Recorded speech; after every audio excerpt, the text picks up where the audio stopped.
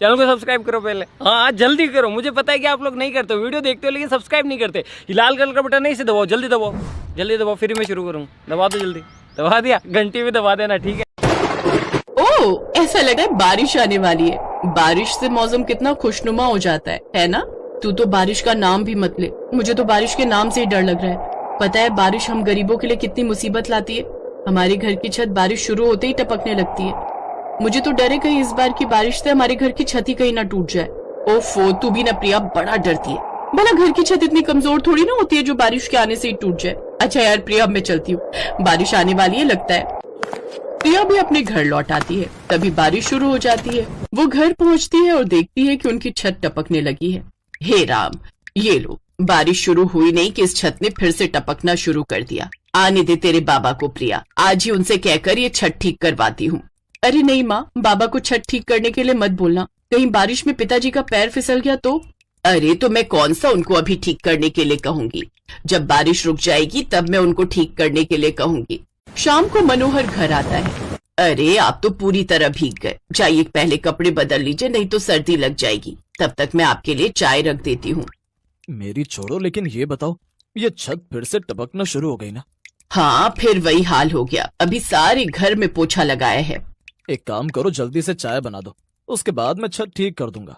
चाय पीते ही मनोहर बाहर सीढ़ी लगाकर छत पर जाकर छत की मरम्मत करने लगता है, लेकिन बारिश होने की वजह से छत पर फिसलन हो गई, जिस कारण उसका पैर फिसल जाता है और वो छत से नीचे गिर जाता है। उसकी आवाज सुनकर प्रिया और शांति बाहर आती है।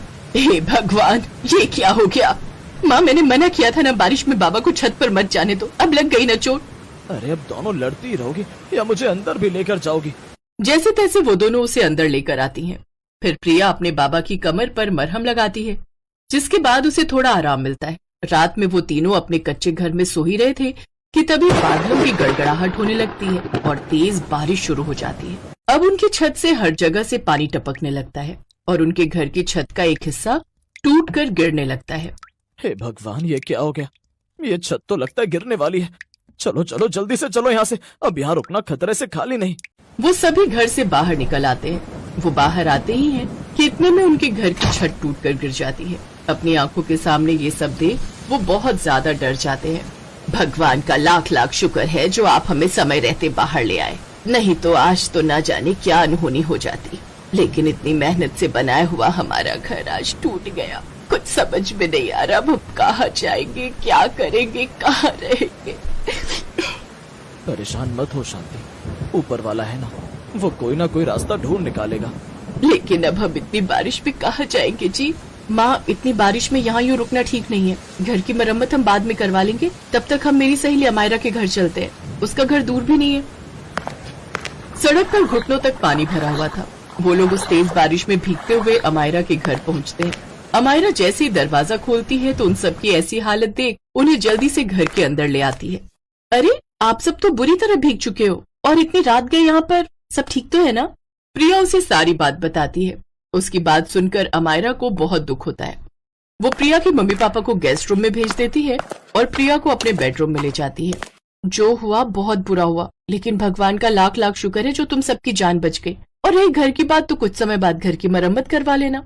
ये इतना आसान नहीं है अमायरा, पहले ही बाबा ने मेरी पढ़ाई के लिए इतना कर्जा लिया हुआ है, बड़ी मुश्किल से वो हर महीने उसकी किश्त भरते हैं। आज भी बाबा छत की मरम्मत करते हुए नीचे गिर गए और उनकी कमर में चोट आ गई। वो भले ही दर्द ना होने का बहाना करते हो, लेकिन मैं जानती हूँ उनकी कमर में बहुत दर्द है। यहाँ आते हुए भी वो अपनी कमर को पकड़ते हुए चल रहे थे। मैं जानती हूँ वो कभी अपना दर्द नहीं बताएंगे। अब मैं सोच रही हूँ अगर मुझे कहीं नौकरी मिल जाती तो उन्हें आराम मिल जाता। कह तो तू ठीक रही है, ऐसा कर कल ही तू कहीं इंटरव्यू देने चली जा, क्या पता बात बन जाए। अगले दिन ही प्रिया नौकरी के लिए इंटरव्यू देने जाती है, लेकिन उसे वहाँ निराशा ही हाथ लगती है। देखिए, अभी आपकी ग्रेजुएशन पूरी नहीं हुई है, इसलिए अभी हम आपको नौकरी नहीं दे सकते। और अगर आप नौकरी करना ही चाहती हैं तो पहले आपको 6 महीने तक ट्रेनिंग पीरियड पर रहना होगा, लेकिन तब तक हम आपको कोई सैलरी नहीं देंगे, 3 महीने के बाद ही देना शुरू करेंगे। लेकिन सर, मुझे पैसों की अभी बहुत जरूरत है, क्या अभी आप मुझे सैलरी नहीं दे सकते? नहीं, ये हमारे यहाँ के रूल्स हैं, और आपको इतनी ही नीड है पैसों की तो आप कॉल सेंटर में जाकर पता कीजिए, शायद आपको वहाँ काम मिल जाए। वो कॉल सेंटर में नौकरी के लिए जाती है, लेकिन वहाँ का माहौल उसे पसंद नहीं आता और वो वापस आ जाती है। वो जब वहाँ से लौट रही होती है तो फिर से तेज बारिश शुरू हो जाती है। वो खुद को बचाने के लिए एक पेड़ के नीचे खड़ी हो जाती है। ये बारिश तो थमने का नाम ही नहीं ले रही। तभी उसकी नजर एक ठेले पर खड़े भुट्टे वाले पर जाती है। उसके ठेले के आसपास लोगों की भीड़ लगी हुई थी। तभी उसके मन में एक विचार आता है, इस भुट्टे वाले की तो अच्छी खासी बिक्री हो रही है। जब तक मुझे नौकरी नहीं मिल जाती तब तक क्यों ना मैं भी भुट्टे ही बेचूं। वैसे भी बारिश का मौसम है, बारिश में सबको भुट्टे खाना पसंद होता है और मुझे तो भुट्टे की भेल बनाना भी बहुत अच्छे से आता है। माँ कहती भी है कि मैं बहुत अच्छी भुट्टों की भेल बना लेती हूँ, लेकिन ये काम शुरू करने के लिए पैसे तो मेरे पास है ही नहीं। घर आकर सारी बात वो अमायरा को बताती है। अरे तो तू टेंशन क्यों लेती है? काम खोलने के लिए तुझे जो पैसे चाहिए मुझसे ले लेना और जब तेरी कमाई अच्छी होने लगेगी तो लौटा देना। अगले दिन से ही प्रिया सड़क किनारे गर्मा गर्म भुट्टे और भुट्टे की भेल बेचने लगती है। भुट्टे ले लो, भुट्टे की भेल ले लो। भुट्टा? मुझे गर्मा गर्म भुट्टा दे दीजिए और मुझे भुट्टा भेल बनाकर दे दीजिए। बचपन में मेरी दादी बनाती थी, अब तो कई साल हो गए इसे खाए हुए।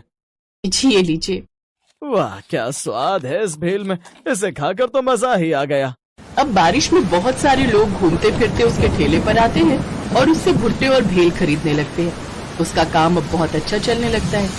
वो खूब अच्छी कमाई करती है। अब वो कुछ ही महीनों में अपने पिता का सारा कर्जा चुका देती है, साथ ही अपने घर की मरम्मत भी करवा लेती है। ऐसे ही 9 महीने बीत जाते हैं।